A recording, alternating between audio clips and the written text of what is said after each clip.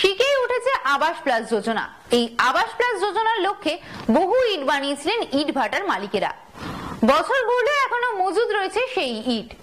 ইটের প্রয়োজন না থাকায় কর্মহীন হয়ে পড়েছেন ইট ভাটা শ্রমিকরা, যা নিয়ে একে অপরকে দোষারোপ করতেও ছাড়ছে না শাসক বিরোধী।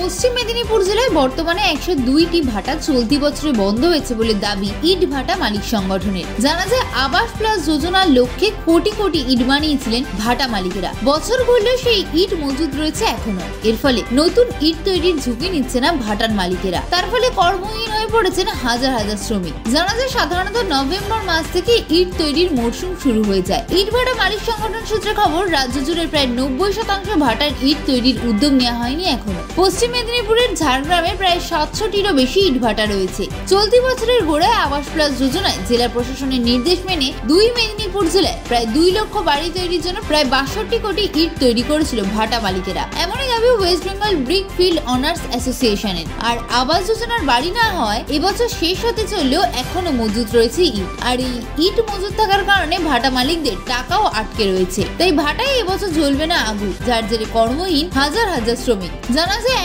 একটি ভাটাতে কম করে 2 থেকে 3% শ্রমিক বিভিন্ন কাজে যুক্ত থাকতেন।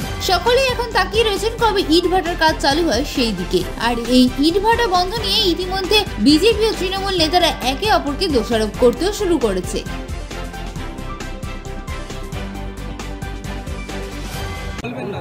শুধু আবাস যোজনার বাড়ি যেমন হচ্ছে না, সেরকম ভাবে কেন্দ্রীয় সরকার বাংলাকে সার্বিকভাবে বাংলার অর্থনৈতিক অবরোধ করার জন্যে বাংলার অনেক ক্ষেত্রেই এই বিল্ডিং হওয়া বা কনস্ট্রাকশন হওয়া আটকে রয়েছে। এটা তো সত্যি সমস্যার কথা, কিন্তু সেই সমস্যা শুনবে কে? কারণ যদি ইট শিল্পের সঙ্গে যুক্ত যারা ইট ভাটার মালিক, তাদের সমবেতভাবে গিয়ে কালো পতাকা নিয়ে আর তাদের বাড়ির বউদের ঝাঁটা নিয়ে শুভেন্দু অধিকারীর মিটিংয়ে ঝাঁটা দেখাতে হবে এবং ওই কালো পতাকা দেখাতে হবে যে তোমাদের জন্য আমার বাড়ির লোকরা খেতে পাচ্ছে না। এরকমভাবে প্রতিবাদের সময় এসে গেছে। আপনাদের ভাটায় বছর চলবে না? নাও চলতে পারে। কেন?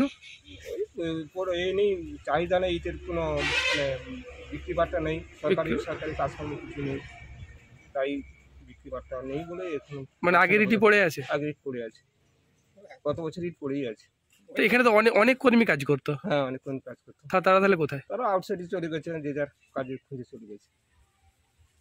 মানে কাজ তাহলে হারিয়েছে, মানে এই কাজ হারিয়ে সমস্যায় আছেন খুব। এটা নিয়ে সমস্যা তো নিশ্চয়ই, অনেক কাজ করতো না। কি চাইছেন আপনারা? চাইছেন সরকারি কাজকর্ম হলে, সরকারি কোনো কাজকর্ম হলে তাহলে এটা চাহিদা থাকলেই তবে প্রোডাকশন শুরু হবে, নাহলে এখন এই বছর বন্ধ থাকতেও পারে। তাহলে এই টাইমে অনেক লোক কাজ করতো। এখন এই বেচাকেনা খুবই মন্দা, এই জন্যে আমাদের এখন কী বলে শুরু করতে পারছি না। মানে কাজ কি এখন তো ভরা সিজন থাকতো, সেক্ষেত্রে কাজ কি হচ্ছে?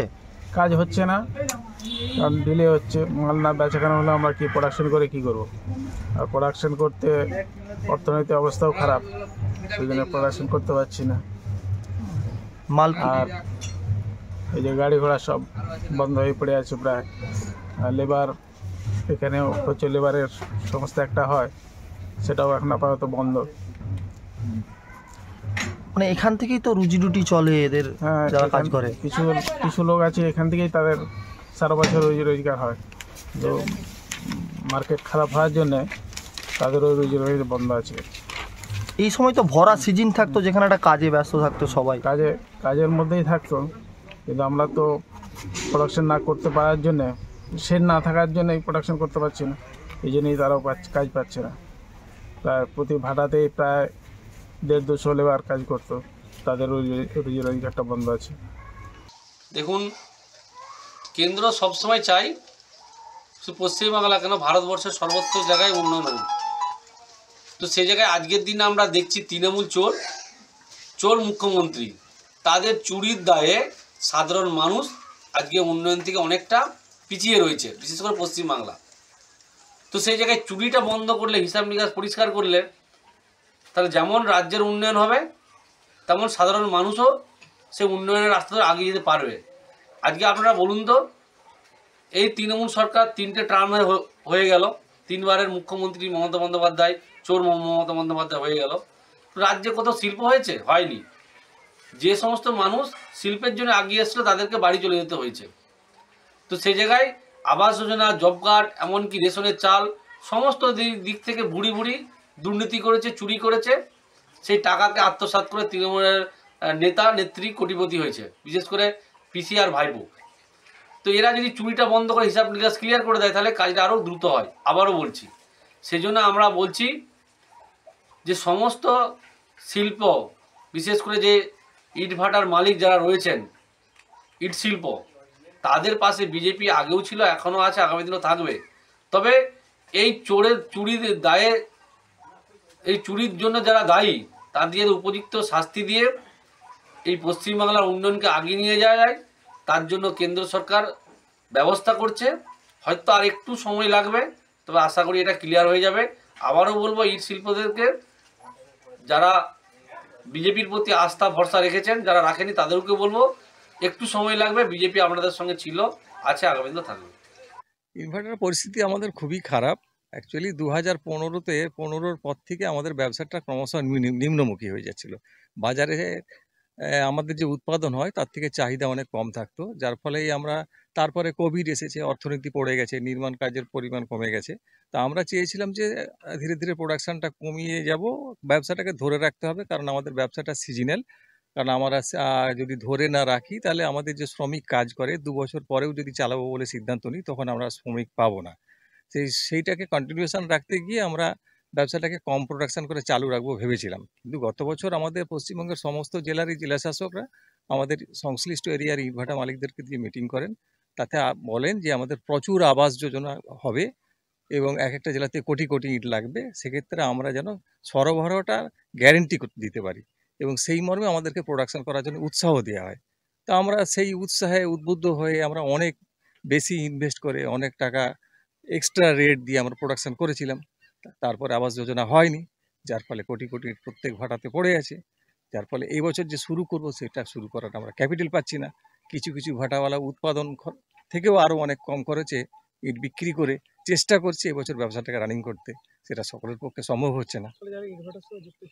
তারা বসে আছে, কাজ পাচ্ছে না, তারা কেউ কাজ পাচ্ছে না। যেমন কাঁটাখালী, ঝাড়গ্রাম, বসিরহাট, বারাসাত, পূর্ব মেদিনীপুর, এখানের ভাটাগুলো সমস্ত স্থানীয় শ্রমিকের উপরেই নির্ভর করে।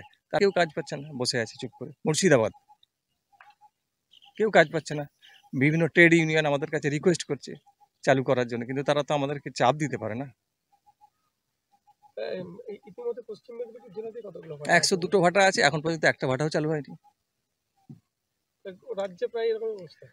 সারা রাজ্যে এরকমই অবস্থা। ঝাড়গ্রাম পুরোই বন্ধ আছে।